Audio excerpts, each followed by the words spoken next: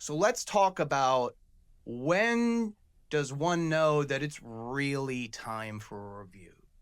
There are signs, clearly, and I like to think about this in kind of a four-step process. First is improving the relationship. That to me is a given. We Most of the brands and their agencies adopt these culture of accountability where improving the work and the relationship should be part of the ongoing fabric of the relationship.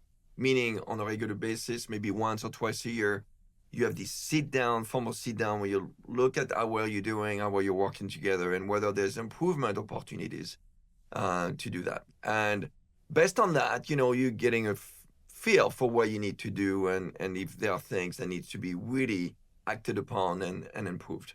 So that's one indicator. And that's part of the assessment you do. The other step might be that you are identifying things that need improvement, Mhm. and then you're putting action plans in place. And that's again a very natural. That's kind of second step, very natural part of that assessment process where you're going to be improving the long-term relationship of the partnership by just taking action, taking accountability. And it works on both sides of the fence, as one might expect. But sometimes it doesn't work.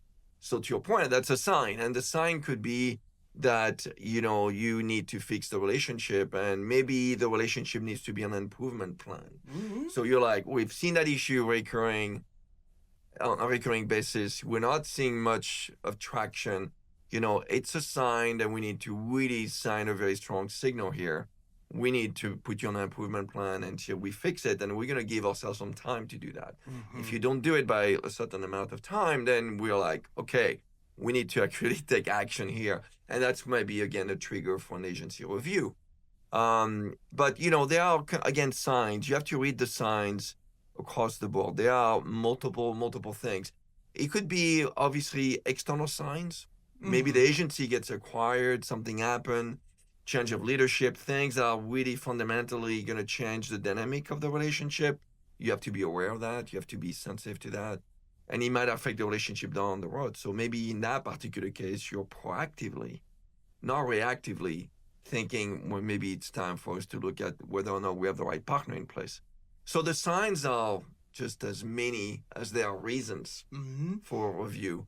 But there are a couple that can be, again, formally identified through a very committed process of reviewing the relationship, looking at the feedback you're getting from your stakeholders, and deciding whether or not the action plan that are putting in place are effectively impacting the relationship positively. Well, that makes perfect sense in that, like, the review should be the least surprising thing to happen when it does happen if you're doing this right. Because there should be a trail of communication. There should be a trail of plans put in place. There should be a trail of, like, eye to eye moments of, like, we've been doing all of this, what's going on.